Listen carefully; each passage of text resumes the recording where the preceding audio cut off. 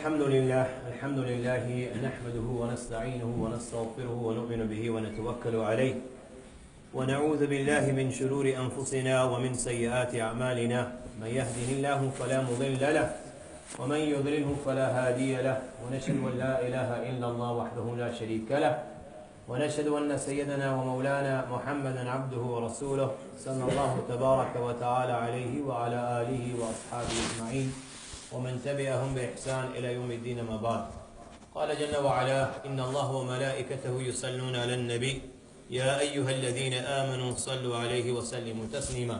اللهم صل على محمد وعلى آل محمد كما صليت على إبراهيم وعلى آل إبراهيم إنك حميد مجيد. اللهم بارك على محمد وعلى آل محمد كما باركت على إبراهيم وعلى آل إبراهيم إنك حميد مجيد. قال جل وعلا: من المؤمنين رجال صدقوا ما عاهدوا الله عليه فمنهم من قضى نحبه ومنهم من ينتظر وما بدلوا تبديلا. Respected ulama, respected Allah's brothers and loved ones, Assalamu alaikum wa rahmatullahi wa barakatuh. After praising the Almighty Allah subhanahu wa ta'ala and sending salutations upon our beloved Nabi Muhammad sallallahu alayhi wa sallam, I begin as always by first thanking you, my host, for giving me this opportunity to convey the message of Allah and His Rasul sallallahu alayhi wa sallam. I pray to the Almighty Allah that Allah accepts these efforts of yours in listening to this message, as I pray to the Almighty Allah that Allah accepts these efforts of mine in trying to deliver the message of Allah and His Rasul sallallahu alayhi wa sallam as it was revealed upon our beloved Nabi Muhammad sallallahu alayhi wa sallam in its true and pure form over 1400 years ago, without changing and without diluting the message of Allah and His Rasul sallallahu alayhi wa sallam. My young friends, very recently, Muslims in England and every corner of the globe have been talking about one man. A man, when he left this world, he left with such a beautiful smile, the likes of which I've never seen in my life. And so much noor and light on his face that words cannot describe. A man for whom so many mubashirat was seen, so many beautiful dreams. A student saw that he's climbing the ranks of Jannah. And when he gets to a place in Jannah which the student believed was for him, the angel told him, keep on climbing. And he kept on climbing the ranks of Jannah till he got to Jannatul Firdaus. And in there, he saw our Hazrat Sheikh Yusuf Motala, rahmahullah, may Allah shower him with His mercy, sitting down, leaning against a pillow, with a drink in his hand, and his face was glowing, he was smiling. The student sat in front of him with respect, as a student sits before his teacher. And Hazrat said to him, this is Jannah, we're all in Jannah. There's no need for respect here. This is a place to enjoy and relax. So enjoy. Another individual saw, as a Shaykh al-Hadith, Mawlana Zakaria, Rahmatullahi alayhi, and our Hazrat in the heavens. And again, their faces glowing, beautiful smiles on their faces. It was like as if it was a reunion. A third person saw that the gathering of Rasulullah sallallahu alaihi wasallam is taking place in the upper world. As Sheikh Yusuf Motala rahimahullah approaches this gathering, and the Prophet sallallahu alaihi wasallam crowns him with the crown of Sayyidul Muhaddithin, Imam al-Mukhlisin, and Zubdatul Arifin. Leader of the Muhaddithin, Imam of the sincere ones, and core of the Arifin. And then the Prophet sallallahu alaihi wasallam himself participates in this gathering. So many mubashirat. A man who Allah honored at the time of death. Prophet sallallahu alaihi wasallam mentioned, you will die just like you live. تَمُوتُونَ كَمَا تَحْيَوْنَ. And you will be resurrected on the day of judgment just like you died. He spent his entire life, most of his life, alam talam, from the masses, away from the masses, He lived in the village of Holcombe, where to this day you will not find one Muslim house. And he lived there for the sake of Allah and His Rasul and for His deen. In the latter part of his life, he moved to Blackburn, the outskirts of Blackburn. Again, only 2 detached houses next to his. He lived alabtalag, away from the masses. He died alabtalag, thousands of miles away from his home, in a foreign land in Canada. He spent his entire life elevating the kalima la ilaha illallah Muhammad Rasulullah. He spent his entire life serving the deen of Allah. He died serving the deen of Allah. He died elevating the kalima la ilaha illallah Muhammad Rasulullah. You will die just like you lived, and you will be resurrected just like you died. Allah honored him further. Allah gave him martyrdom, because he died from an inner illness, heart attack.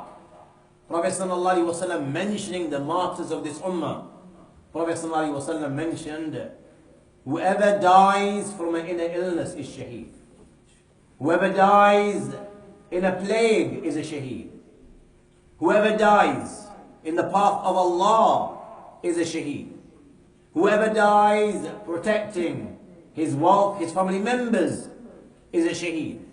Whoever drowns is a shaheed. Any woman that dies while giving birth, she's a shaheed. On top of this, my young friends, Allah honored him further. Prophet ﷺ mentioned, Mawtu ghurbatin shahadatu. Dying in a foreign land is martyrdom.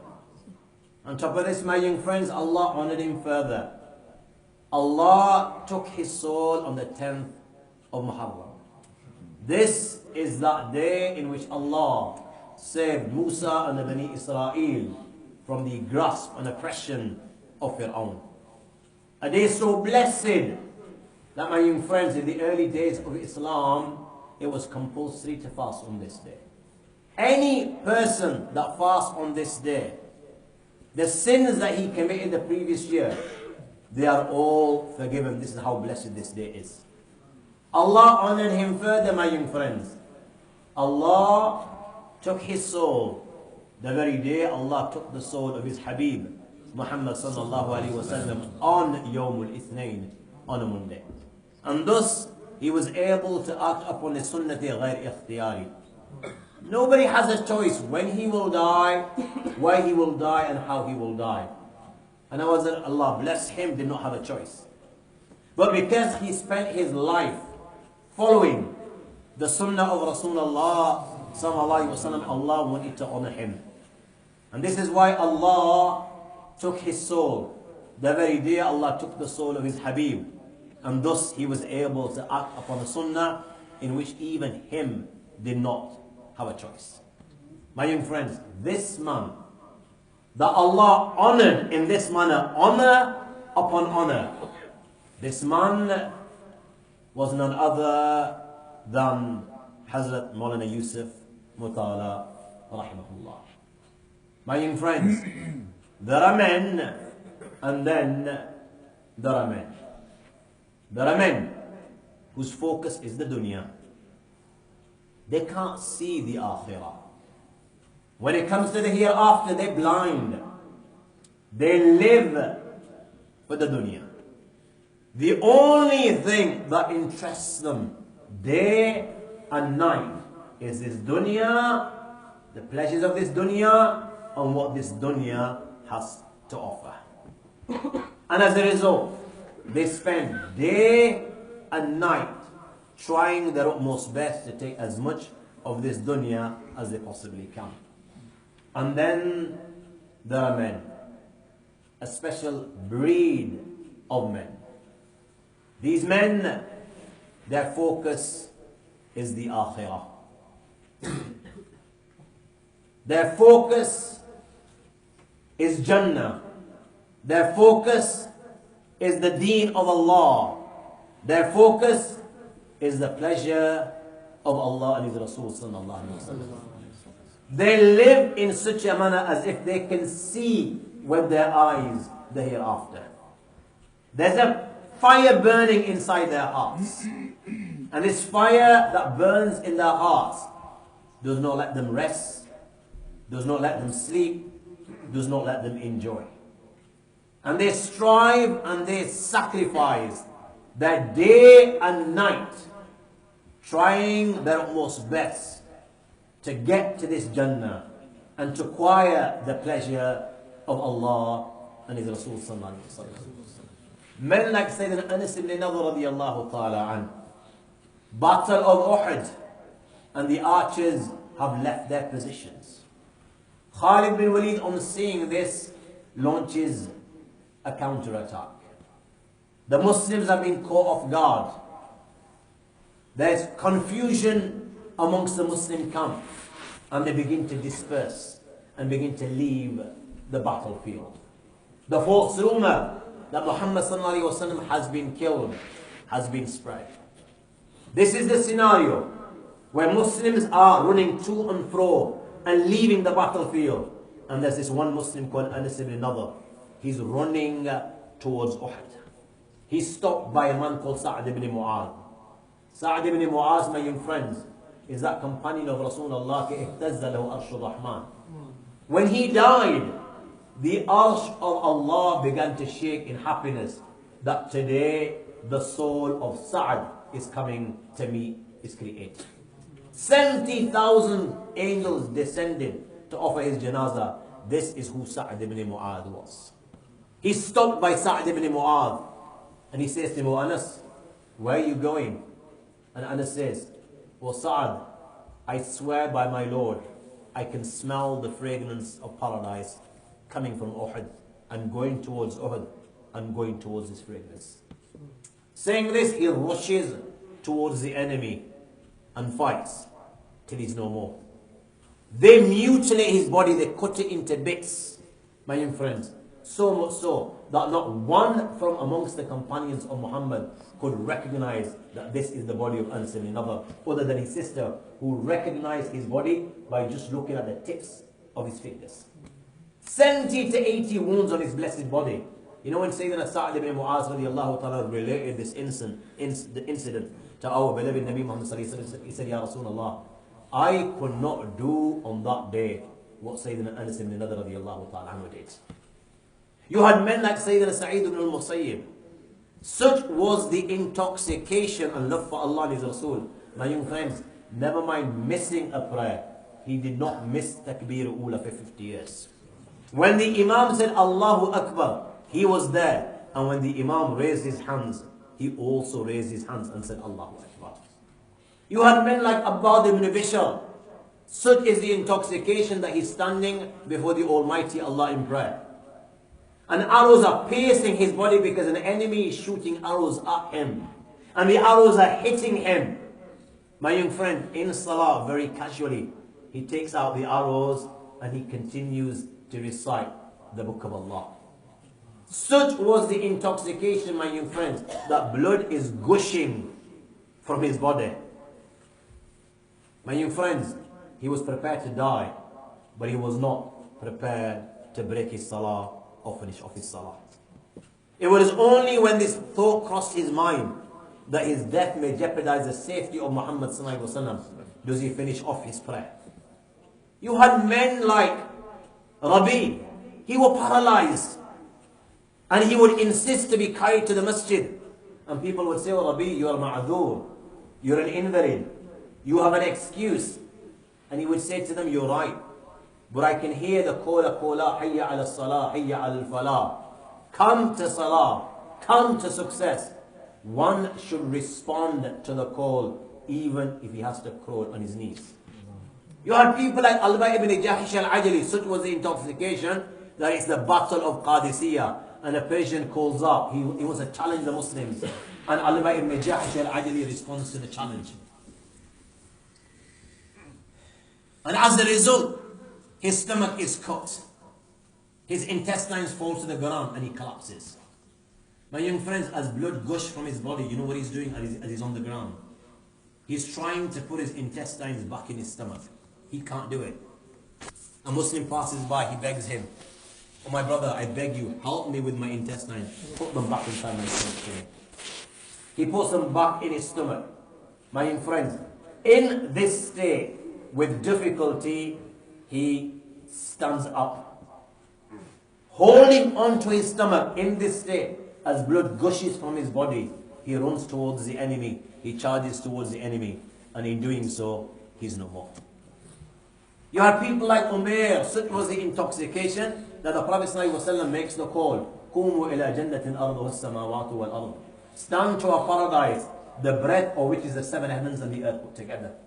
He said, Ya Rasulullah, a Jannah so big that the breadth is the seven heavens and the earth put together? Prophet ﷺ said, indeed, O Umair, his Jannah is so big that the breadth is the seven heavens and the earth put together. He said, Bakh bakh.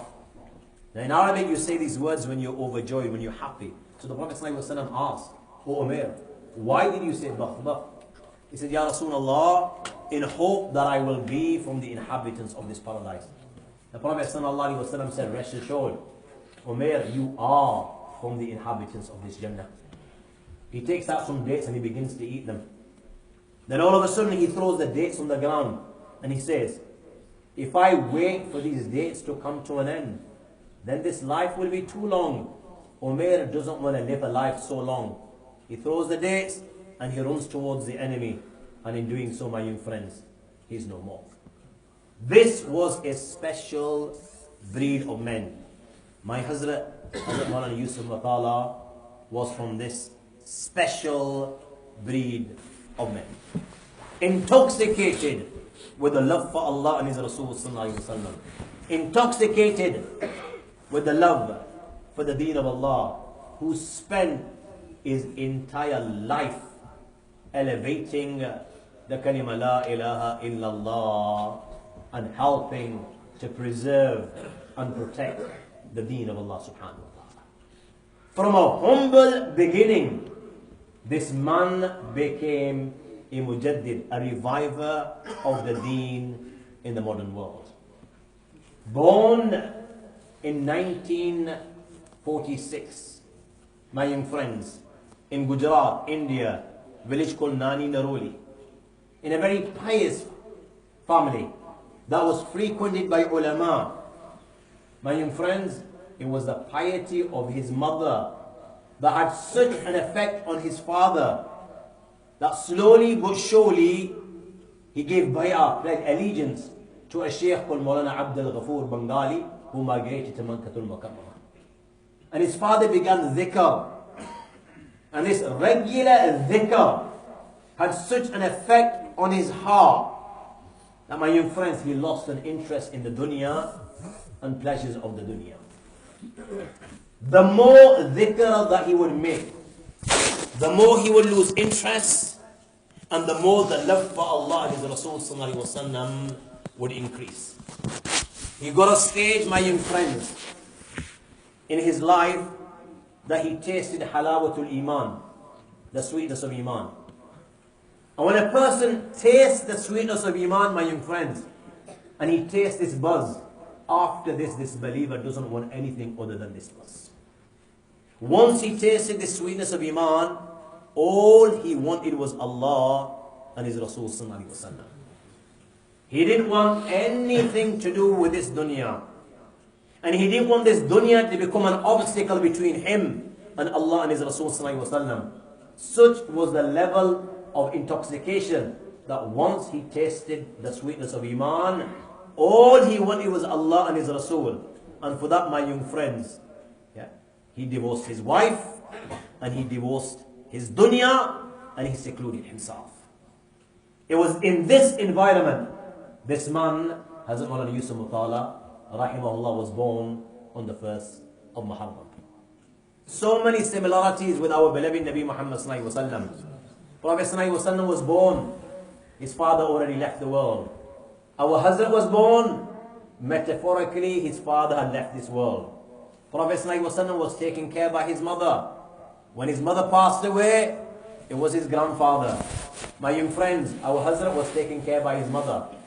When he was 8, his mother remarried and migrated to South Africa. He was taken care by his grandparents. When the Prophet Sallallahu Alaihi Wasallam's grandparents passed away, Abu Talib came to rescue. When our Hazrat's grandparents passed away, he was taken care by his aunt, who fulfilled the rights of upbringing a child. Humble upbringing, my young friends. He was so poor that he couldn't afford pen and paper. And this reminds me of the great Imam al-Shafi'i. 7 years of age, and Imam al-Shafi'i is sitting in the gathering of the great Imam Malik in Madinatul Munawwara. He's sitting in the gathering of Imam Malik in Madinatul Munawwara, and it was the practice of Imam Malik. When Imam Malik related the hadith of the Prophet sallallahu alaihi wasallam, Imam Malik would relate an fulan, an sahib hadha al-maqam. That so and so narrates the hadith, he narrates it from so and so, and he narrates it from the one inside the grave. And when he would actually say the words an sahib hadha al-maqam, he would actually point at the Rawza of Rasulullah sallallahu alaihi wasallam. So he's relating the hadith, and he's pointing at the Rawza of Rasulullah sallallahu alaihi wasallam when his eyes falls upon this child sitting in his gathering. This 7-year-old child sitting, and he's playing with something. He's got a straw in his hand, and he's putting it inside his mouth. Imam Malik didn't like this. He considered this to be bi'adbi, disrespect. But he didn't say anything. He continued relaying the hadith of the Prophet sallallahu alaihi wasallam. When the gathering came to an end, Imam Malik called this child. He sat in front of him with respect. Imam Malik begins to reprimand and reproach and tell him off. Okay, you have no shame, you have no adab. I'm relating the hadith of the Prophet sallallahu alaihi wasallam, and you're playing with a straw. And the child said, "Oh my beloved teacher, I wasn't playing. I was writing with my spit what you were saying. I'm so poor that I do not even possess 1 dirham, 1 pound, with which I can buy ink and paper." Imam Malik couldn't believe what he just heard. He thought the child is just playing games. Yeah. So he put him to the test. Yeah. You were writing, you say? Just relate 1 hadith out of the 40 that I narrated today.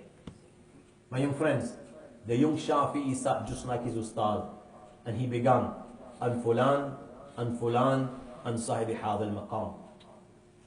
So and so narrates from so and so, who narrates from the one inside this grave, and then he narrates the hadith of the Prophet sallallahu alaihi wasallam. Imam Malik asked for 1. The child continued, an fulan, an sahibi hadha al-maqam.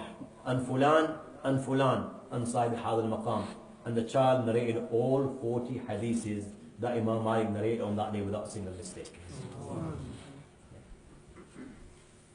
Not even a dirham for pen and paper, he became Shafi'i.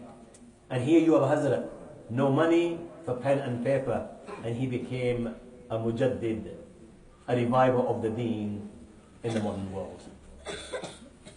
My young friends, what made our Hazrat Hazrat? What made our Hazrat this gem of a man that he became? The mujaddid he became, a reviver of the deen that he became. My young friends, other than the dua of his mother and father, dua of his parents, because every parent makes dua for the success of their child. No parent you'll find that doesn't make dua for their own children, because every parent wants them to succeed. And other than the fact that Hazrat was a role model student, dedicated, committed, hardworking, a man of sacrifices, a man of natural, exceptional abilities, other than all this, my young friends, in my opinion, what made our Hazrat this gem of a man that he became was the tawajjuhat of Hazrat Sheikh Zakaria, Nawwar Allah Marqaduhu. It was the suhbat and tawajjuhat of this powerhouse of a man that made our Hazrat the gem of a man that he became. This man, Hazrat Sheikh Zakaria Rahmatullahi alayhi, is no ordinary man. I mean, how much sadaqah jariyah he must be getting, I don't even think your computers can calculate. After the Quran, and I don't think, after the books of hadith, any book is read as much as the Tabligh Nisab and the Fadhali A'mal. From simple books like this, he wrote commentaries like Awjusul Masalik, the Sharh Mu'atta Malik, Lami Ud-Dirari, Sharh Sahih al-Bukhari, Khasa'il al-Nabwi, and many, many works. It was the tawajjuhat, the spiritual efficacy and the suhbat of this man that made this man Hazrat Maulana Yusuf Motala. You know, the tawajjuhat of a Kamil Sheikh is a very, very powerful thing. I assure you, all those that are making a difference at this moment in time, in terms of the deen, whether it's in this country, England, or whether it's in different corners of the globe, whether it's the Palanpuris of the world, whether it's the Uthmanis, Taqi Uthmanis or Rafi Uthmanis of the world, or whether it's the Kandalwis of the world, I assure you, if you look into their lives, you will see that every single one of them will have received the du'as and the tawajjuhat of some Kamil Sheikh. Look at the tawajjuh of our beloved Nabi Muhammad sallallahu alaihi wasallam. One look at the face of his companions, my young friends. From the lowest of the low, they became the highest of the high. That never mind the akhirah, Allah declared in the dunya, radiyallahu anhu wa radu ant. Allah is pleased with them and they with Allah. One look of the Prophet at their beautiful faces, and from the depths of ignorance, they became the epitomes of guidance. They would come to the Nabi of Allah in such a state that they would say, O Muhammad, ما كان من دين أبغض إلي من دينك ما كان من وجه أبغض إلي من وجهك ما كان من بلد أبغض إلي من بلدك. O Muhammad, there was no city which we hated more than your city. O Muhammad, there was no deen which we hated more than your deen. O Muhammad, there was no face which we hated more than your face. My young friends, they would leave that gathering in such a state. They would say, Ya Rasulullah, there is no face more beloved to us than your face. There is no city or town that is more beloved than your town. And there is no deen which is more beloved than your deen. My young friends, within an instant, they were prepared to sacrifice their lives of their mothers, their fathers, their brothers, their sisters, the whole of mankind. When he would ask them to donate, my young friends, they were prepared to give every single thing that they possess. Who can forget Abu Bakr in the Battle of Tabuk? He comes carrying his load, and the Prophet ﷺ asked, Ya Abu Bakr, ma abqayta li ahli. Tell me, Abu Bakr, what did you bring for me, and what did you leave for your wife and your children? And he said, Ya Rasulullah, abqaytu lahumullah wa rasulah. Whatever these hands possess, Ya Rasulullah, I brought it all. I've left nothing for my wife and my children. I brought it all here. I'm presenting it to you. Ya Rasulullah, I've left Allah with my family members. My Allah will take care of them. When he would make the call for jihad, my young friends, they would leave their cozy beds and their newly wedded wives, Hanzala. They would leave their cozy beds. They would leave their newly wedded wives without even taking a ghusl and run to the battlefield, only for them to never return. And the angels would descend from the heavens to bathe them and then offer their janazah. When he would ask them to entertain a guest, من يضيف هذه الليلة فقال رجل من الأنصار أنا يا رسول الله. My young friends, they would give that guest of Rasulullah preference over their starving children. And verses like وَيُؤْثِرُونَ عَلَىٰ أَنفُسِهِمْ وَلَوْ كَانَ بِهِمْ خَصَاصَةٌ وَالْبَرِيلُ. And the Prophet ﷺ would say, قَدْ أَجِبَ اللَّهُ بِسَنِيئِكُمْ وَبِذَيْئِكُمَا. That Allah appreciate the way you entertained your guests last night. It was this tawajjuh that made these companions of Muhammad ﷺ. Look at where it took them. The suhbat and tawajjuh of the Nabi of Allah. And you know, in the absence of this suhbat and tawajjuh, they would go around saying, Nafaqa Hanzala. He's saying, Nafaqa Hanzala. Abu Bakr meets him. Oh, Hanzala, what are you saying? Why are you saying Hanzala has become a munafiq? He says, oh, Abu Bakr, when we are with the Nabi of Allah, and the Nabi of Allah addresses us, the level of Iman is such, it's like we can see Jannah and Jahannam. But when we retire, leave this gathering, go home, to our family members, to our wife, our children, to our watches, to our businesses, the heart changes. It's not the same. We feel different. This is hypocrisy, where you're behaving in one manner in the presence of Rasulullah and a different manner in the absence of Rasulullah. Abu Bakr said, oh Hanzala, the same happens to me, so I must be also a munafiq. Now they both go to the Nabi of Allah. And they relate their whole story. And Hanzala explains as to why he's saying this. And the Prophet ﷺ says to Hanzala, Hanzala, I swear by Allah, if you were able to stay in the same state in my absence as you are when you are with me, then the angels would descend from the heavens and shake your hands on the pathways. But Hanzala, for shay'an, there's a time for munafasat and there's a time for mu'afasat. There's a time for Allah and His Rasul, and there's a time for your family members. My young friends, good company has a positive effect. And bad company has a negative effect. Look at the Nabi of Allah, he's leading prayer. He's in salah. And he becomes confused with regards to recitation. He's reciting the Quran and he becomes confused. And then the Prophet ﷺ explains to the Sahaba, you know why I became confused in my recitation? People had joined the prayer, لا يحسنون الطهور. They hadn't performed their wudu properly. Yani they didn't do any ayat of the mustahabbat and sunan. Yeah. Not doing the sunnahs in wudu had a negative impact on the heart of Nabi of Allah, that he became confused in salah. Where does that leave you and me? Whose hearts are blocked, sin by day and by night, and we're surrounded by evil, surrounded by people that sin by day and by night. Positive. Good company has a positive effect, and bad company has a negative effect. And it was this suhbah, this positive company, and this tawajjuhat that shaped and made this man, Hazrat Yusuf Motala. My young friends, it was his brother who introduced him to this powerhouse of a man, Hazrat Sheikh Zakaria Rahmatullahi alayhi. And Hazrat never forgot this favor of his till his death. Hazrat began his studies in a madrasa called Jamia Hussainiya, his alim course in a madrasa called Jamia Hussainiya. But his last 2 years, he decided to do them in Mazahirul Ulum Saharanpur. Why? Because this is where this powerhouse of a man was based. He went there, and as a sheikh took an instant liking to him.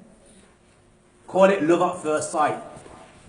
Took an instant liking to him, so much liking that he deferred his retirement of teaching the Sahih al-Bukhari just so that he could teach this young individual himself.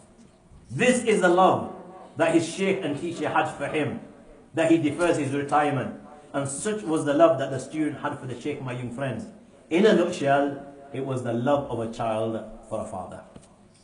And from the moment he met him, my young friends, till his last breath, I do not think there was a day in which he did not talk about his blessed sheikh. He did not talk about his teacher. But okay, my opinion is, the cause of his death was none other than the separation from Hazrat Maulana Talha rahimahullah. Hazrat Maulana Talha was the only son of Hazrat Sheikh Zakaria Rahmatullahi alayhi. And he just passed away a few weeks before Hazrat passed away. And Hazrat was so attached to his family. You know, he was the last person that you would think would die of a heart attack. He was fit as a fiddle, has always been fit as a fiddle. I mean, for those of you that have been to Darul have seen that hill. He used to go on that when we were students in the 80s. And mashallah, he never ate junk. He was very particular in what he ate. He would eat according to his blood level. So he would be the last person that you would think that would die of a heart attack.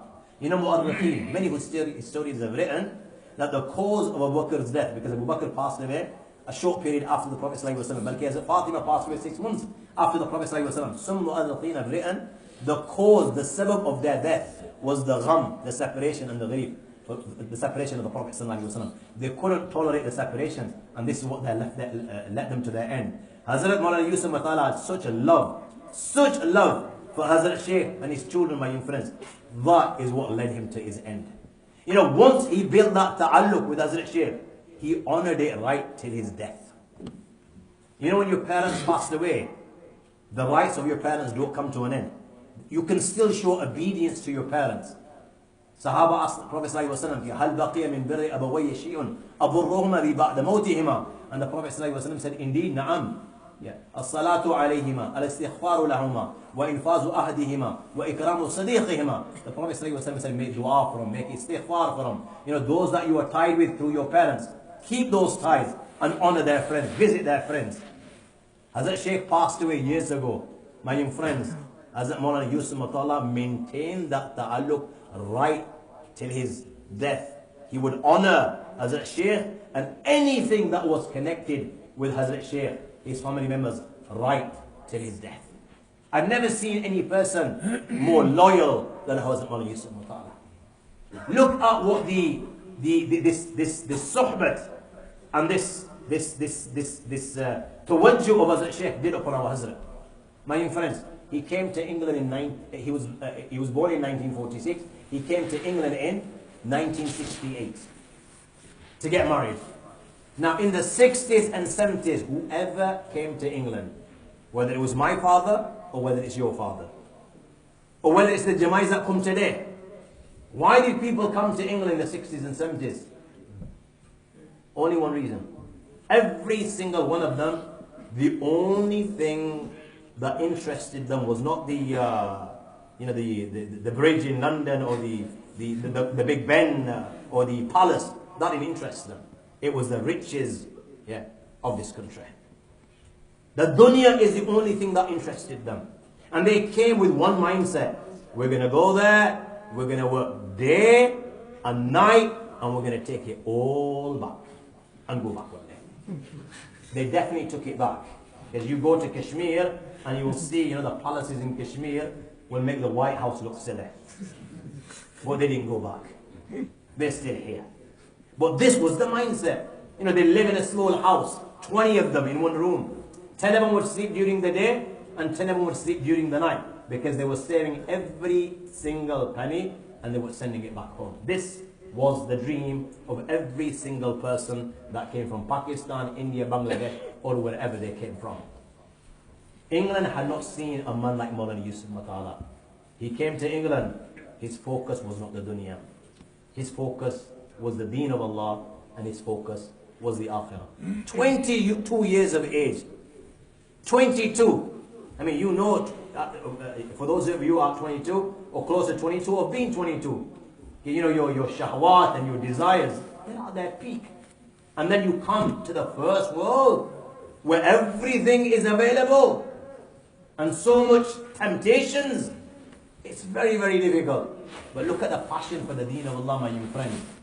He marries 4 months after marriage. 4 months after marriage, and he goes to Jama', to India. To India. You and I, when we get married, one day you're dining in Nawab's. Second day, you'll go all the way to Bradford, to Mumtaz. Third day, you'll go to Lahore's. Fifth day, you'll go to Akbar's. And this goes on for at least a year, 2 years, 3 years. You just can't get enough of the Layla that you brought home. And here, 4 months into marriage, and he's leaving the country, and he's going to Jama'ah. His real focus was on Sheikh, but he's gone on Jama'ah. And this Jama'ah, can you imagine in the 60s going to Jama'ah, and then, by road, and the difficulties that they will have encountered. Such difficulties that when this Jama'ah got to Iran, there was an accident, and 2 people died. Hazrat himself broke his arm, but you know what? That didn't deter him. Balki, a short while after this, he went for Umrah and he spent 6 months with Hazrat Sheikh. The dunya did not interest him one bit. As I mentioned, he was an imam in Bolton. I mean, what do imams get paid today? What do you think they got paid in the 60s when money was hard to come by?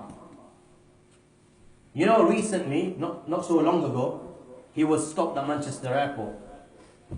And they questioned him. And once they finished, they offered him a job. And they said to him that we will pay you well, we have many already working for us. You know what his response was? There was a big table inside the room. He said to them, my father left this dunya for a room as big as this table. This is what this dunya meant to my father, and this is what it means to me. My father left the dunya for a room as big as this table. That's what it meant to him, and this is what it meant to me. And the officer just couldn't believe what he heard. Hazrat Sheikh in Darali told him to set up a Daraloon. And he worked day and night looking for a place. And we're talking about the 60s when there were hardly any cars. Yeah, hardly any cars.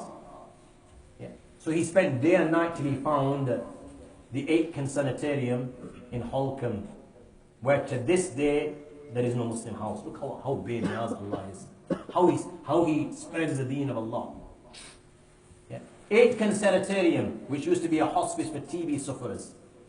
£114,000, 7.5 acres in land. You know, when I went in '86, it was like a jungle, and you had rats as big as cats. So you can just imagine in 1973 when he purchased it. You know, what its condition must have been like. £114,000. You know, houses, I googled this, houses in those days were less than just under £5,000. £114,000 and houses were just under £5,000. And he wants to establish an Islamic university in England. My young friends, never mind 1973. How many people have succeeded now in 2019?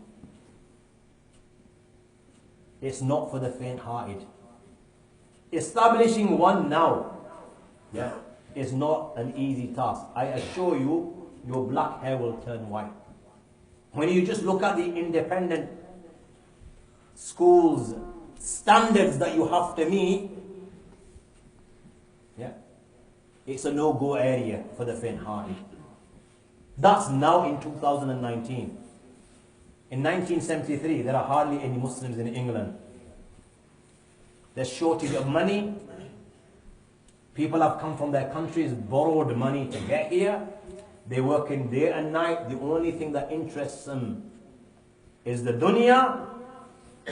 He can't even speak a word of English, and he doesn't know a single regulation, and he wants to establish a Darul Uloom. He wants to establish an Islamic university. You know, people said to him, "You're a madman. You're insane." People don't come to England to become Maulvis, to become ulama. People come here to become doctors and engineers.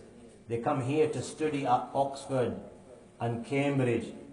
Who will come to your jungle? And it was a jungle in those days. Who will come to your jungle? My young friends, rather than supporting him, they were deterring him. But I mentioned, there's a special breed of men. Their reliance is not upon people. Their reliance is upon their Creator. They don't bother what people say. And Hazrat, you know, the phenomenal thing about him was he had this inner strength. Inner strength. Alanki, if you look at where he was from, was Gujarat, and you know, my young friends, people from Gujarat, their hearts are very, very weak. MashaAllah, everything else is tops, but hearts are weak when it comes to courage. But this man was different. He was like a lion. His inner strength was phenomenal. Yeah. He was solid from in. Total reliance upon his Creator. He wasn't afraid of lawmat al-la'im, you know, the blame of the blamers. You know, nowadays you get many political Maulvis, that very political. You know, they're afraid of rising up to challenges. They're afraid of taking a stance. They're afraid of saying things, speaking the haqq. Why? Because they're afraid they'll get backlash for the community. They're always worried about their image. Hazrat wasn't afraid. He wasn't afraid of taking a stance, my young friends. And this is the attribute of the Salafus Salihin, that they're not afraid to speak the truth. They're not afraid to speak the haqq. Now the story of Hadith al-Zayyat comes to mind. He's taken to the Zalim Hajjaj ibn Yusuf. Now Hajjaj ibn Yusuf was known for killing people for fun. He's taken to Hajjaj, and Hajjaj says, "Are you a thief?" He says, "Indeed." "Ask whatever you like. I promise my Allah 3 things next to Maqam Ibrahim. If I'm ever questioned, I will speak the truth. I will never speak a lie. If I'm put through difficulty, tested, I will be patient. And if Allah gives me health, I will be grateful." So Hajjaj asked, "Tell me, what's your opinion with regards to me?" Bearing in mind this guy kills for fun. He says, "Hajjaj, you are the enemy of Allah. You kill people without a valid excuse, and you commit haram. He said, what is your opinion with regards to the Amir al-Mu'mineen Abdul Malik ibn Marwan? He said, Hajjaj, he's worse than you. You are from amongst his sins. He's the one that's appointed you. You are from amongst his sins. My young friends, they killed him. You know how they killed him? They stripped his flesh from his bones. 18 years of age, he didn't even as much as say, "Uff," and this is how he left the world. So speaking the truth is the attribute of our Salafus Salihin. They don't care lawmata laim. They're not worried about their image. They're here for the sake of Allah, and the only thing that interests them is the pleasure of Allah and His Rasul. And our Hazrat wasn't afraid of taking a stance. I mean, in the 80s, when people in England didn't even know who Qadianis were, Hazrat took a stand against the Qadianis and sent 350 students of his, all dressed in white, to the conference in Wembley. Now, Hazrat's stance with regards to those that insult the companions of Rasulullah sallallahu alayhi wasallam, whether it's the Shia, whether it's the followers of Maududi, or whether it's some alim gone astray, is known to all. He would address it in nearly every lecture. There was always some hint towards it. You know, very recently, where there was the Tablighi split, Hazrat wasn't afraid to take a stance and show his support for Maulana Sa'ad. But when Maulana Sa'ad came, Hazrat entertained him, Hazrat hosted him, Hazrat, in spite of his busy schedule, would attend his lectures. But at the same time, Hazrat took a stance and he went to the Ijtima in Blackburn. Again, taking a stance, educating people that we shouldn't allow the difference of the elders to get the better of us. The work of Tabligh needs to continue irrespective of who the Amir is. I mean, I can still remember, once upon a time, many people came to Hazrat and they would complain. For example, complaints were like this, that, you know what, my daughter was in labor and my son-in-law decided to go for 40 days and he just left my daughter-in-law like this, my daughter like this. When Hazrat received so many complaints like this, he called me. In those days, we used to have the Youth Tarbiyah conference in Kidderminster, where thousands and thousands of youngsters used to attend. He called me and he said, these people have no understanding of the deen. This is not the deen of Allah. That you just leave your wife while she's giving labor and you decide to go Jama'ah. This is not the deen of Allah. And he related the hadith of the Prophet ﷺ, وَالرَّجُلُ فِي أَهْلِ بَيْتِهِ رَاعٍ وَمَسْئُولًا عَنْ رَعِيَّتِهِ. A man is a shepherd with regards to his household, and he will be questioned on the day of judgment with regards to this. And you know what he said to me? I want you to address it as it is in that conference. Now, I knew there was going to be a backlash. Yeah. I knew there was going to be a backlash. You know what? Hazrat knew there was going to be a backlash. But he didn't care. He didn't fear lawmata laim.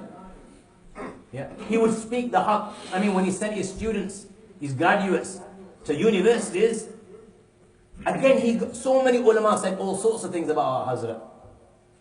But the students themselves became hesitant once, and Hazrat sat them down and said, you know, all these years I've been looking after you like a father. Do you think I'm going to send you to Jahannam with my own hands? Today we understand that wisdom. Today. You know, at that time, Hazrat said to the students, I can see now what you can't see. Today we understand that wisdom. Today, by the grace of Allah, you see ulama, solid in terms of the deen, solid in terms of the dunya, and working in every single field. From hospitals, to prisons, to dentists, to doctors, to engineers, to pharmacists, to homeopaths, serving the deen of Allah in every single field. And I assure you, this is my opinion, if Allah gave him another 25 years, we would have seen the beginning of Muslim Spain, where scholars are solid in terms of the deen, solid in terms of the dunya, and are making contributions to society, just like they were doing in Muslim Spain when Muslims were at their peak and were world leaders. My young friends, you know, the deen of Allah is not just about the Quran and Sunnah. Without doubt, it's the Quran and Sunnah. But with it, it's having the true understanding of the Quran and Sunnah and having a balance. The knowledge of the Quran and Sunnah you will get from the Quran and the books of Hadith. But you know, the true understanding and this balance you will only get once you sit in the company of shuyukh, the awliyaullah, and look at the way they live their lives. I mean, look at the companions of Rasulullah. Sayyidina Abu Darda radiallahu ta'ala and Sayyidina Salman were brothers.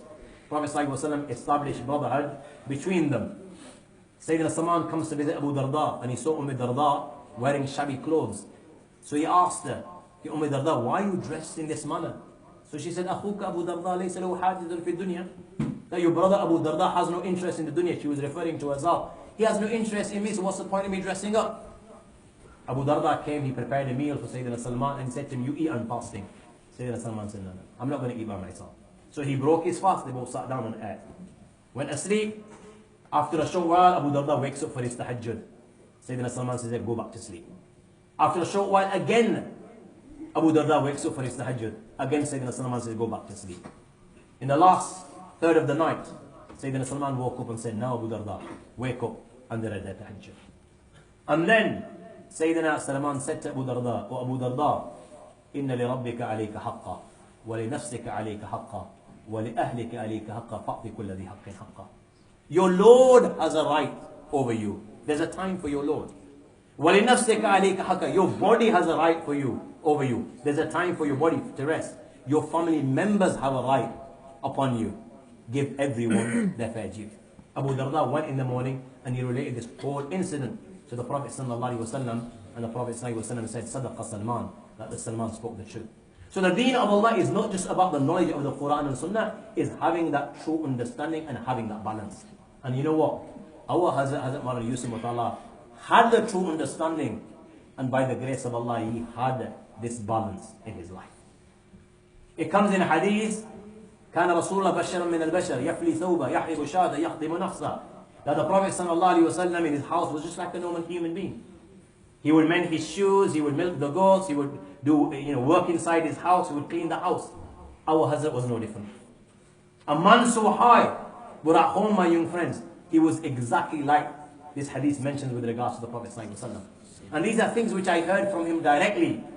Hazrat himself, when he would need water at night, he wouldn't give taklif to any member of his family, his wife, and say, go get water for me. He himself would go downstairs and drink that water, my young friends. And he wouldn't give taklif to anyone. He would use that as an excuse for exercise. We were so fortunate that by the grace of Allah subhanahu wa ta'ala, once I graduated, I maintained this ta'alluq with Hazrat that I would go visit him regularly in the library, at least once a week, if not twice, and sometimes more. And I did this for years, as long as Hazrat was in Darul. But when Hazrat left the Darul, it got a bit difficult because he was at home. So we didn't want to inconvenience him and give him taklif, so we would look for excuses to go visit him. I have a friend who has got a laundrette, so we text him regularly, Hazrat, do you need your curtains cleaning? Do you need your sheets cleaning?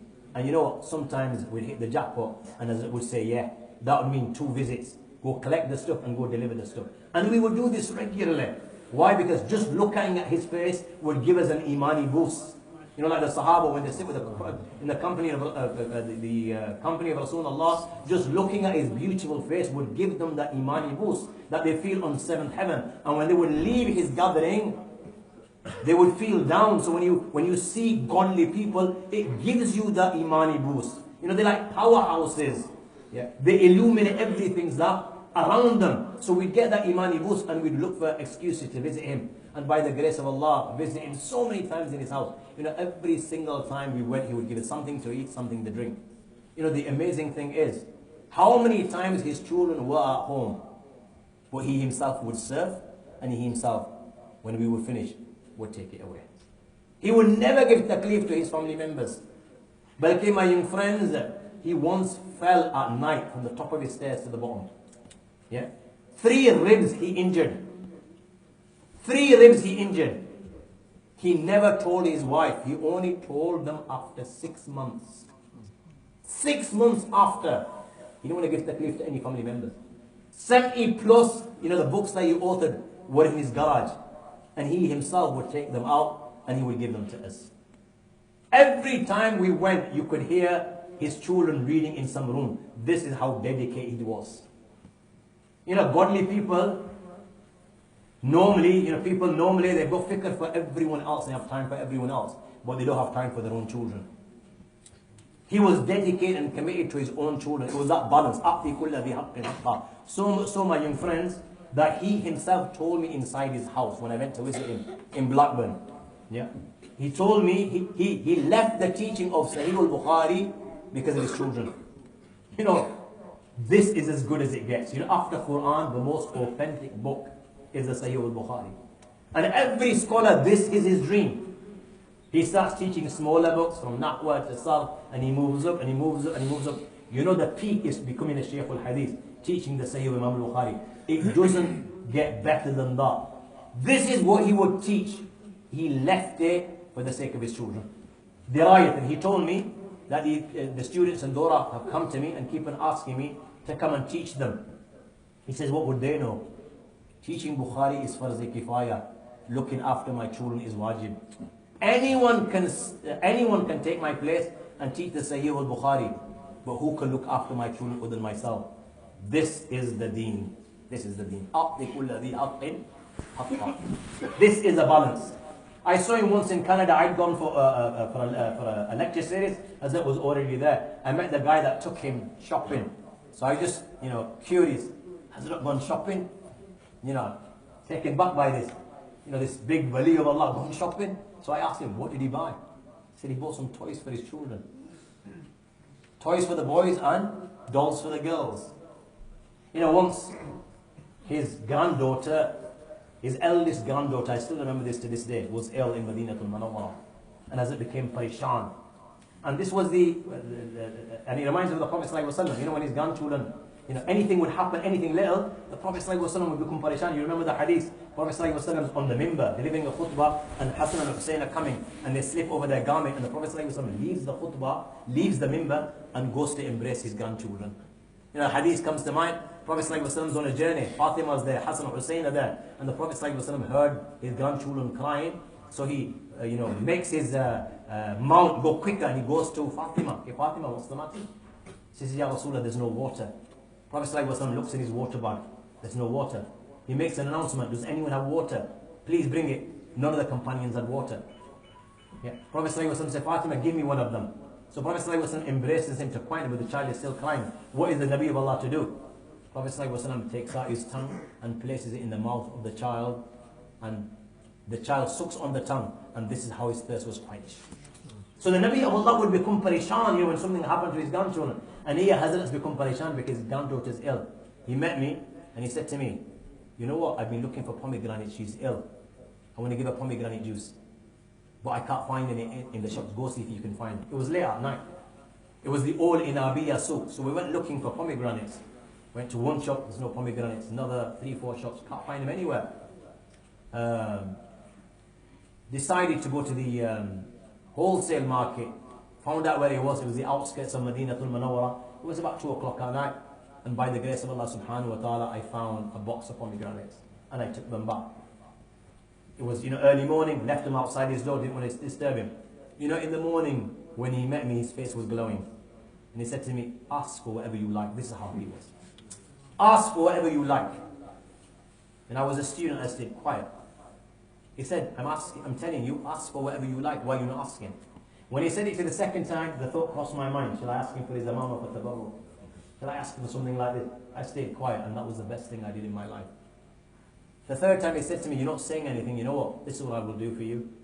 For the next 3 days, after every salah, I will make dua with you, and I will take your name. This is how appreciative he was. This was many times. This is as a father. Look at him as a husband. It was that balance.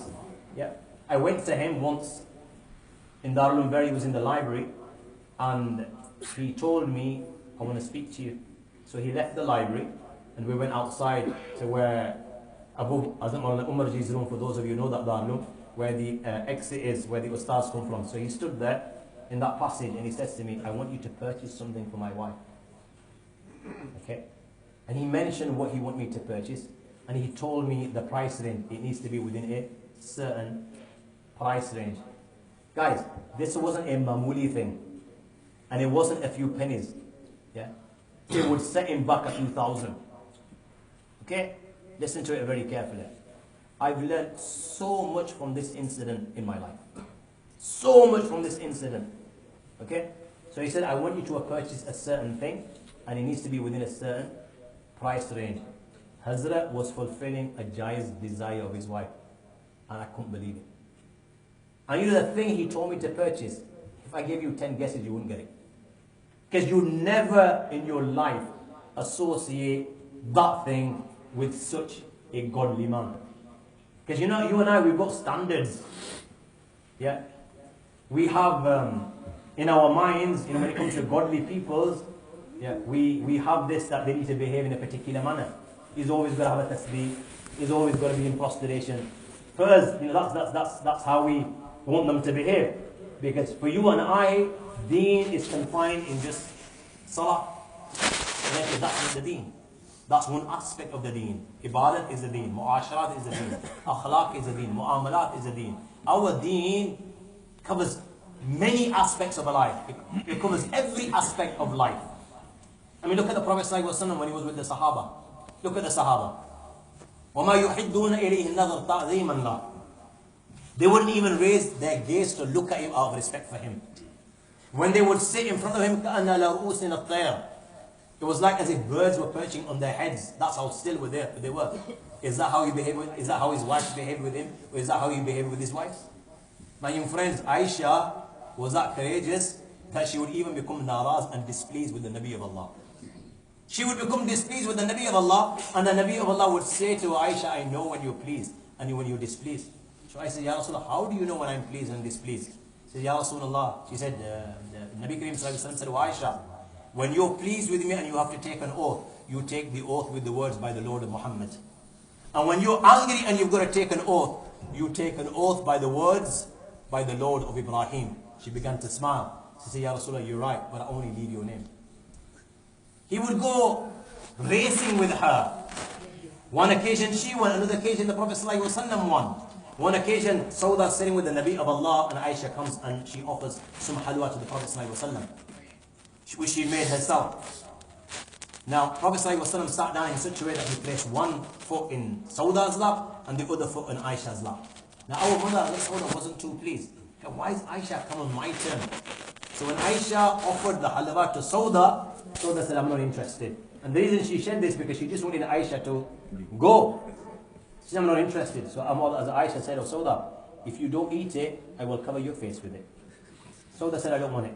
So as Aisha took this, and in the presence of Rasulullah ﷺ, she put it on Sauda's face. In the presence of the Nabi of Allah, she's covered Sauda's face with halwa. And the Prophet ﷺ is smiling. Prophet ﷺ quickly removes his foot from Sauda's lap and says, Sauda, she's at your disposal. Sauda takes some halwa and she puts it on Aisha's lap. This is in the presence of the best of creation. This is the same Nabi, my young friends. When he would stand before the Almighty Allah, his feet would begin to swell, and sometimes he would spend the entire night in prostration, reciting the verse of the Quran, إِن تُعَذِّبْهُمْ فَإِنُّمْ عِبَادِكَ وَإِن تَغْفِرْ لَهُمْ فَإِنَّكَ أَنْتَ الْعَزِيزُ الْحَكِيمُ.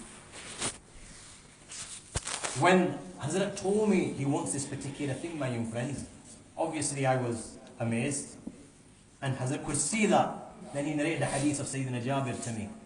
He said, the Prophet ﷺ met Jabir and he asked Jabir, Jabir, are you married? Jabir said yes. Prophet ﷺ said, who did you marry? Tayyiban or Bikram? Did you marry a virgin or did you marry a woman that was previously married? So Sayyidina Jabir said, Ya Rasulullah, I married a Tayyiba. I married a woman that was previously married. Prophet ﷺ said, oh Jabir, why didn't you marry a virgin?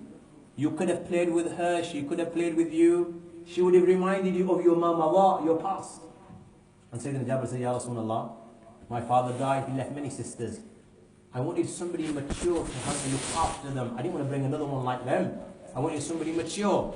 Prophet ﷺ gave him dua. When Hazrat related this hadith to me, he said to me, she's reminding me of my mama. That's why I've asked you to purchase this thing. After a few days, he rang me and said, there's no need for it anymore. And I said, you know what? Our little Khala, his wife, was testing his love. How much love he has for her, just like Umar Aisha was testing her over Nabi. Remember the hadith, the Habsha training inside the courtyard of the masjid. And the Prophet ﷺ said, Aisha, do you want to come and see? She comes running. She places her cheek on his shoulder. Prophet ﷺ keeps her covered and he's watching the Habsha train. After a short while, the Prophet ﷺ changes his leg, he's getting tired. So he said, oh Aisha, have you had enough? She says, no. And she says, whenever the Prophet ﷺ would ask, have you had enough? I'd say no. She says, La li'anzura manzilati indahu. The reason I would say no is not because I like or to watch them train. The only reason I would say no is to see what was my maqam in the eyes of the Habib. How much does my Nabi, how much does my husband love me, and how long will my husband stay here with me? She says, I stayed and I watched and he stayed there. It was only till I said, I've had enough, did the Prophet ﷺ leave.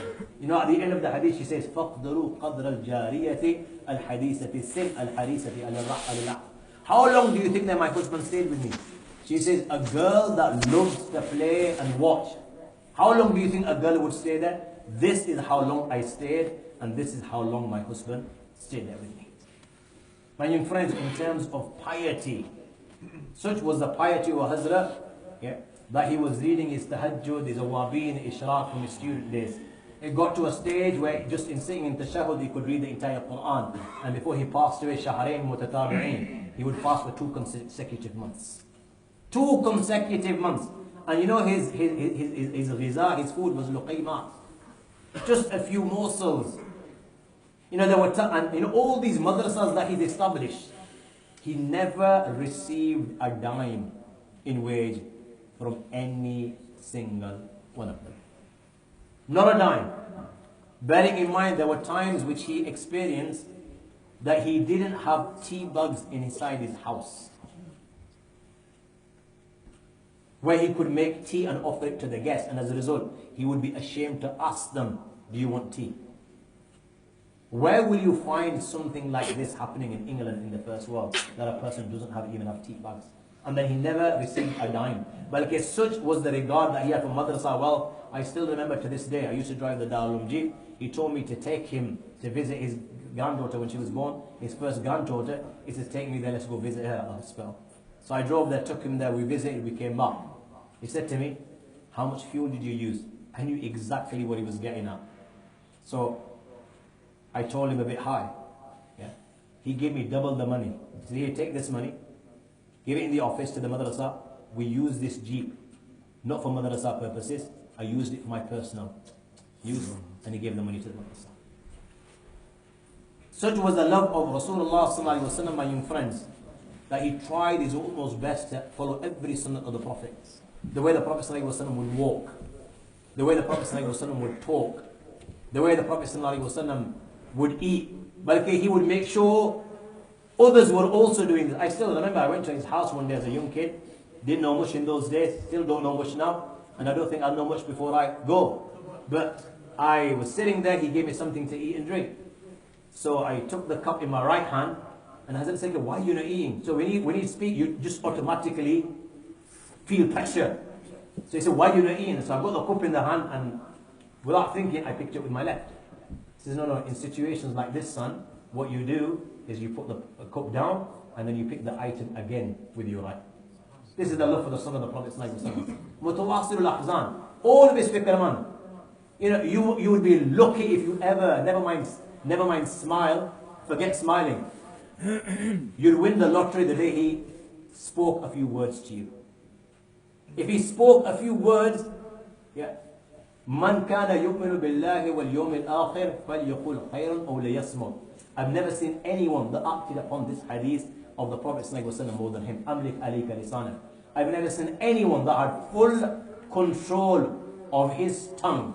And like, you know, people when they become big sheikhs and they have thousands before, you know, many people like to entertain their murids and their students. And we'll talk.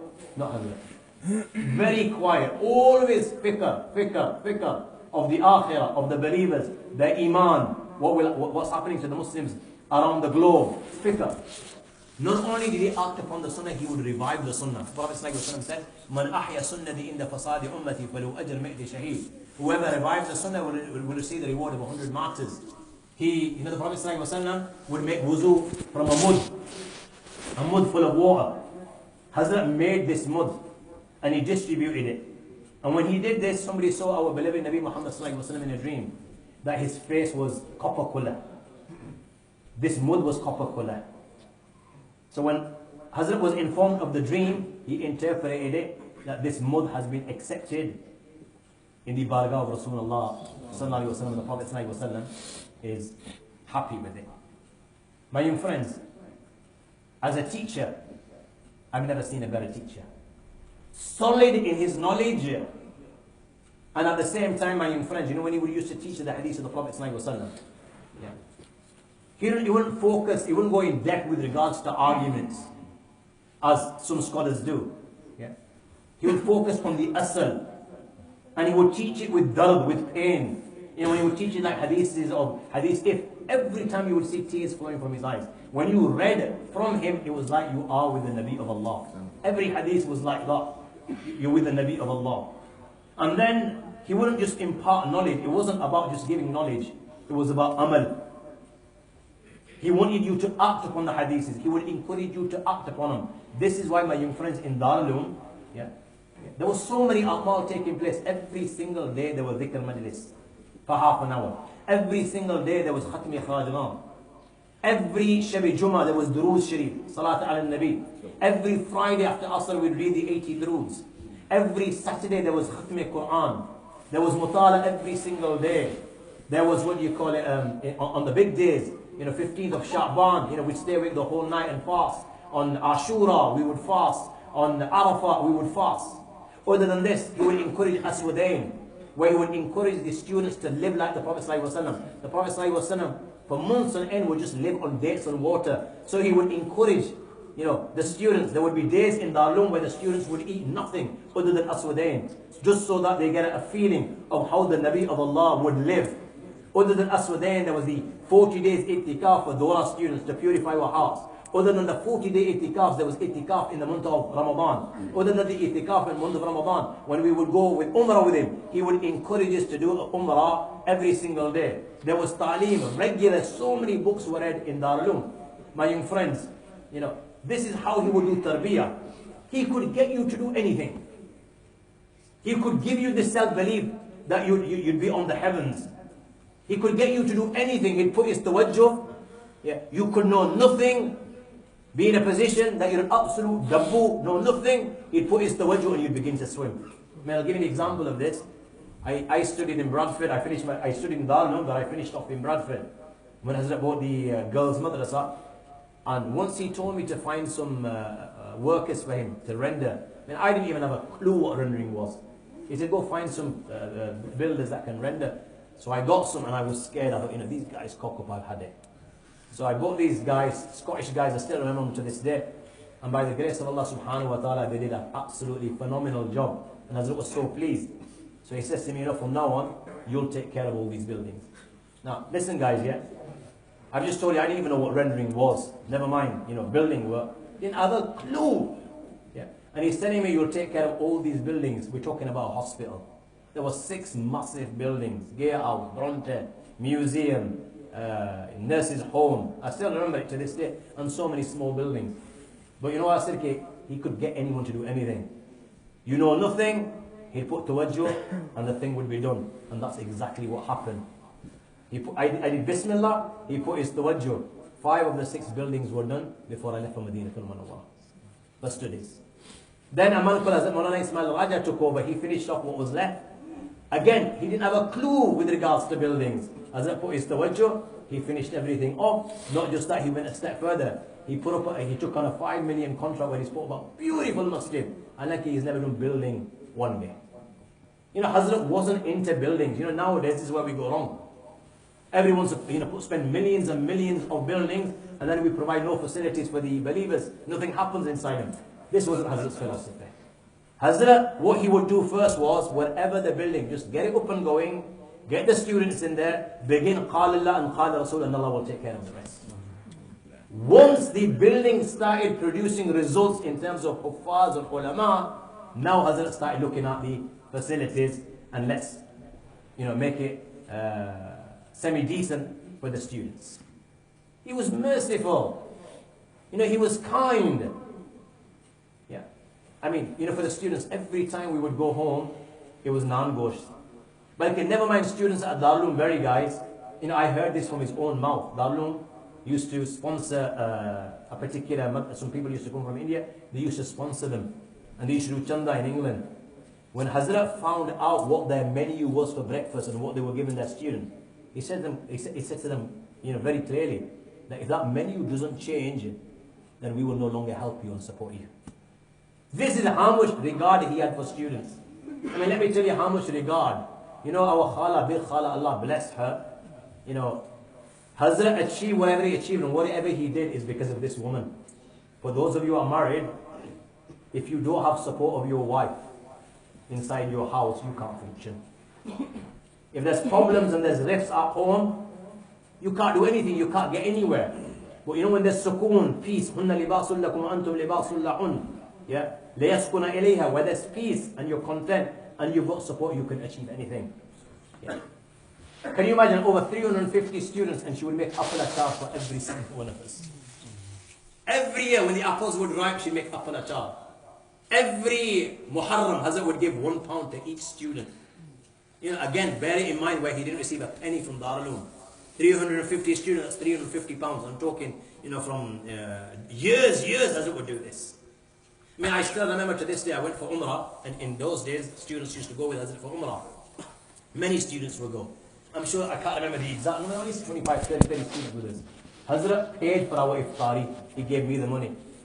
And he said to me, I'm paying for your iftari throughout Ramadan. Not one day.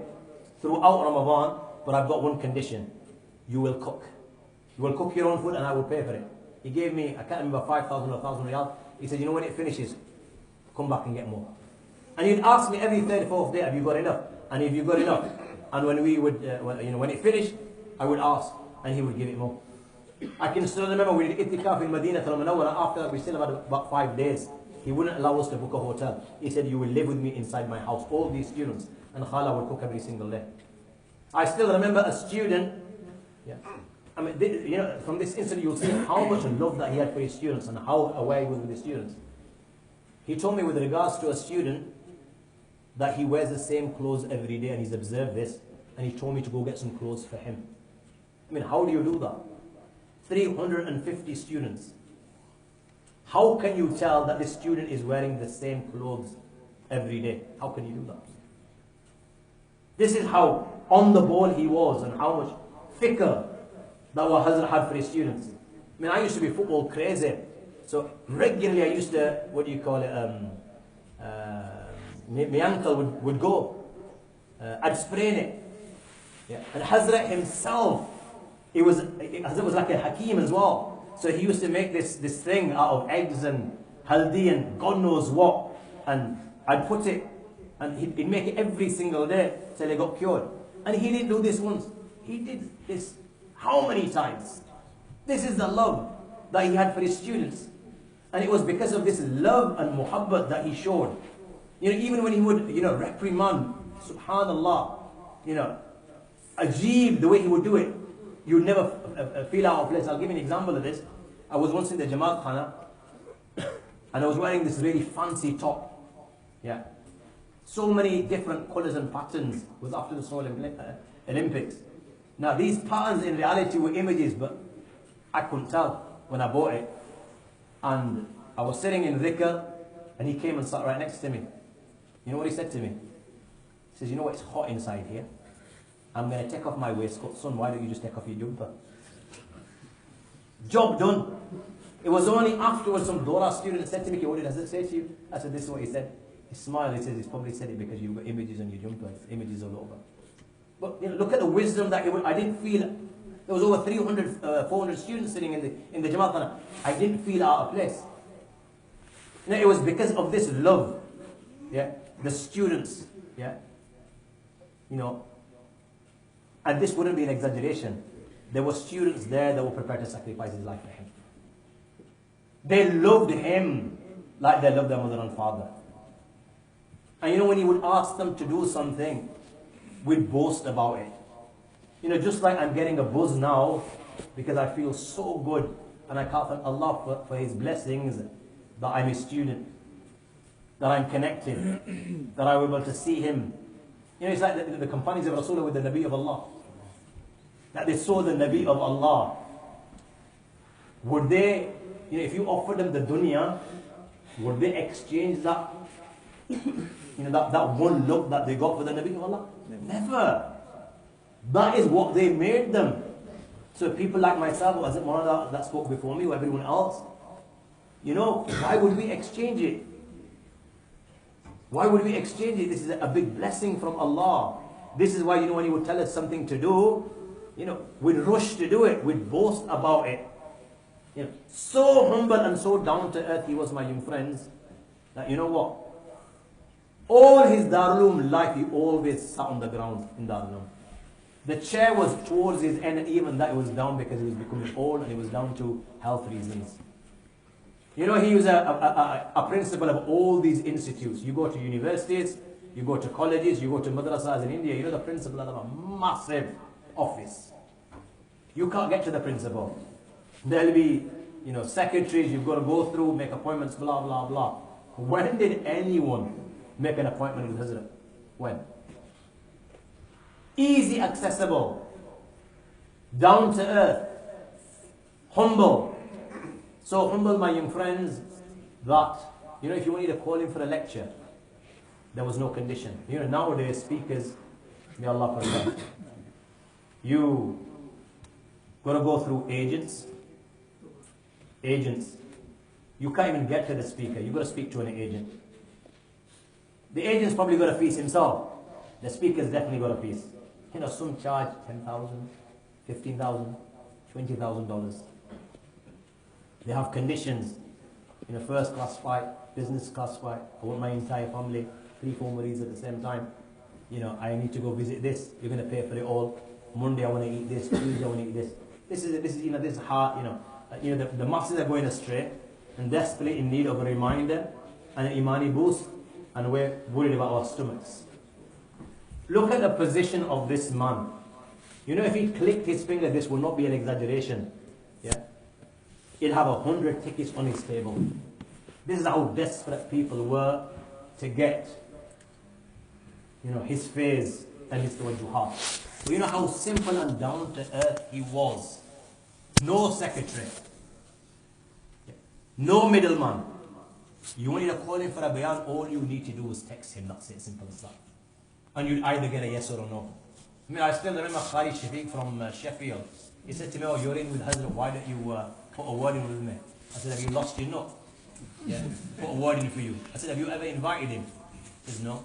I said, where have you got this in your mind that is difficult to get? I said, this is his number, and drop him a text, see what he says. The next time he met me, his face was glowing, he was overjoyed. He says, never mind that, he actually came and even ate at my house. And then, you know what? I invited him as a student. Qari Shafiq didn't even know him from Adam. He's not even a graduate of Darwin. No connection whatever. It was just as simple as that. And towards the end of his life, because he was on a strict diet, he'd come. He was never late. A lot of speakers like to make a dramatic entrance so everyone's looking. He was never late. He was on time. He was on time, and he was particular about a time. If namaz was at a particular time, his bayan and lecture would not go past that namaz time. If he was late, he would ring. Make sure you do not wait for me, and make sure the namaz starts on its time. I will get there.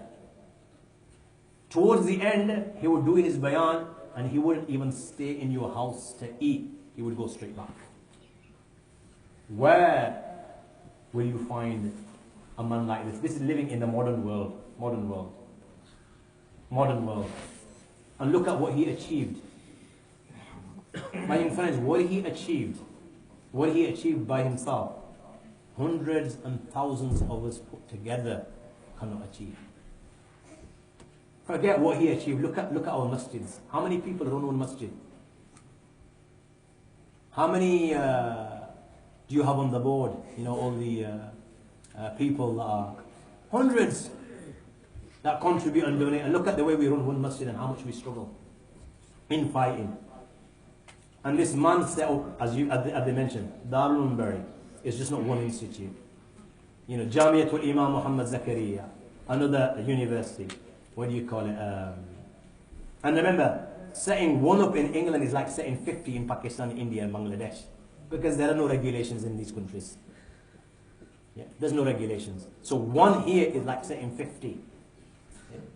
All these institutes, every corner of the globe you will go, you will find these students. The great Mufti Taqi Uthmani, who's just won the prize in Jordan out of the 500 most influential Muslims, he was number 1 at this moment in time. He says, and he's traveled over 80 countries, he says, wherever I've gone, I will always find a student of Hazrat Mawlana Yusuf Motala, rahimahullah, serving the deen of Allah subhanahu wa ta'ala.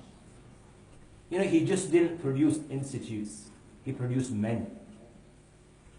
And that is the most important thing. Men that by the grace of Allah, even after his demise and his absence, are carrying this deen to the next generation.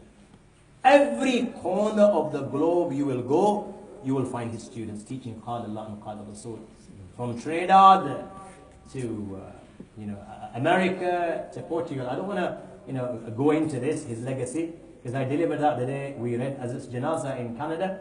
I delivered a reminder and it was about his legacy. So I'm not gonna continue. You can listen to that on the internet. But I'm gonna conclude saying, I have hope for him. We all have hope for him, because my Allah is the most merciful. If Allah is not going to honor those that spend their entire life serving his deen, then who will my Allah honor and shower with his mercy? So I have no fear with regards to our husband. But I fear with regards to myself, and I have fear with regards to yourself. What are we doing in terms of our deen? If Allah took your soul here and now, and you stood before your master, and he just asked you, An umrihi fima afna. An umrihi fima afna. I gave you a life. 50 years, 60, 80, 100, whatever you lived. I gave you this life. I gave you intellect. I told you your purpose in life. It was made crystal clear.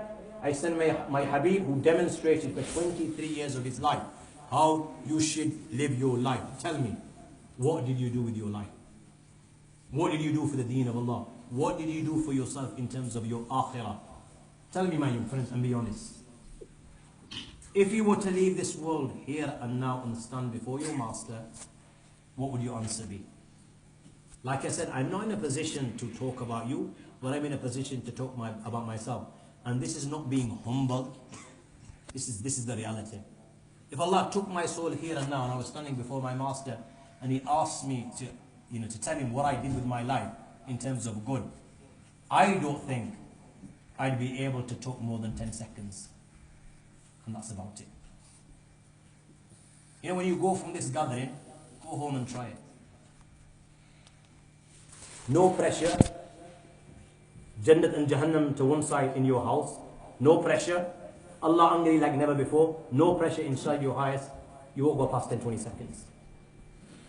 What will your answer be when there's pressure on the day of judgment, when Allah will be angry like never before? You can see Jannat to one side, and you can see Jahannam raging to the other side. What will your answer be?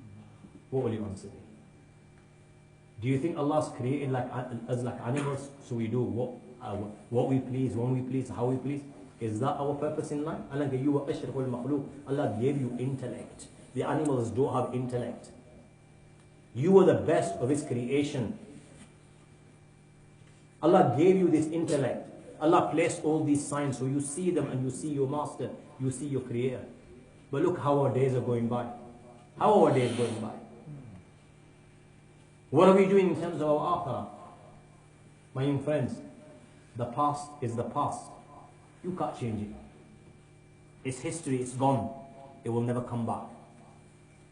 But you can learn from it. We can make tawbah and we can make ruju to Allah here and now. But we can make a difference now. Yesterday was history. It's gone. There's nothing that we can do. My young friends, forget thinking about the past. Just make tawbah. Think about today. Don't even think about tomorrow. Because you're here today. You may not be here tomorrow. You know, Hazrat went to Canada. Do you think he knew that he was going to die? You're here today. You're gone tomorrow. And when you're gone, there will only be two outcomes. One is called heaven, and the other one is called hell. Do not live to regret. You know, there's no such things that you cock up in this world and then you think, you know, لو أن لي كرة فأكون من المؤمنين. If Allah gives me another chance and I'll prove it to Allah, I'll be a believer and I will do good. There's no such chance. You live once. Make a choice. Make the right choice. Do what you can while you can. You know, whenever you get the opportunity to do good, if you just, if out this whole talk you just remember these 2-3 words I'm going to say now, yeah, it's been my worthwhile coming. You know, whenever you have the opportunity to do good, let this thought cross your mind. Let this thought cross your mind. You know what? This is the one as a result of which Allah will give me Jannah. Whenever a thought of good, you have the opportunity to do good, let this thought cross your mind. You know what? This is the one as a result of which Allah will give me Jannah. I swear by Allah, if this thought crosses your mind, that this is the one that Allah will give me Jannah with, you'll do that good. Because this is your ticket to paradise. And whenever there's an opportunity to commit evil and sin, let this thought cross your mind. You know what? What if this is the one as a result of which Allah sends me to Jahannam? You know, when that reminder and that thought crosses your mind, you'll refrain from that evil.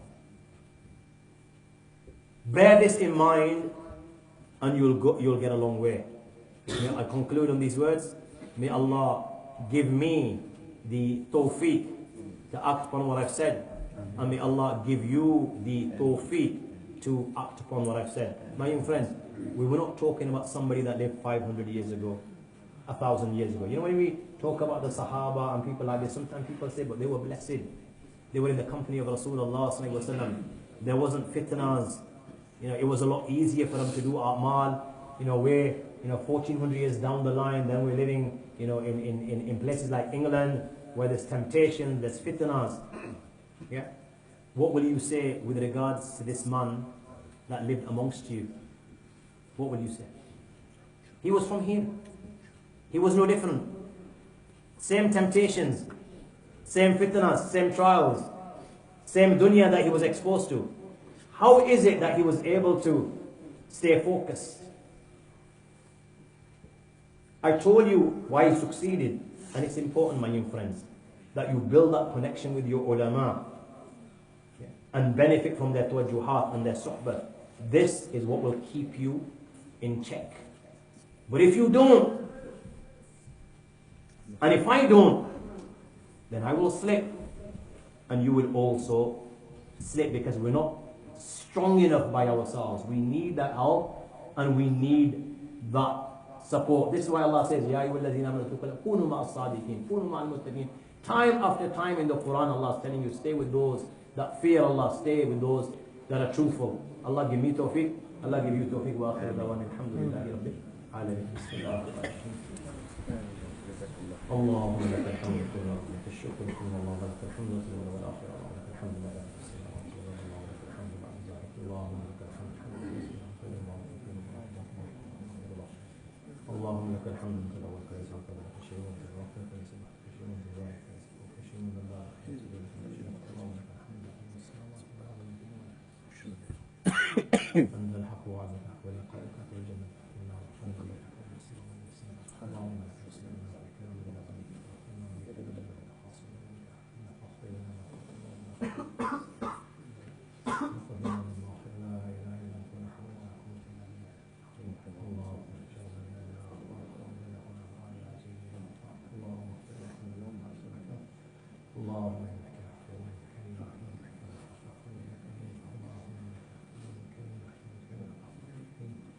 اللهم اعتق رقاب الناس اللهم اعتق رقاب آبائنا وأزواجنا وأمهاتنا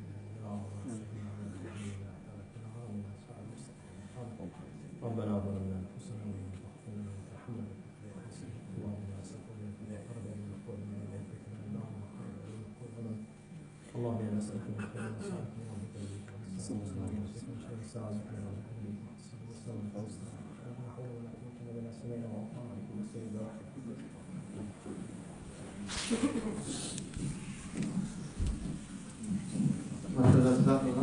All the brothers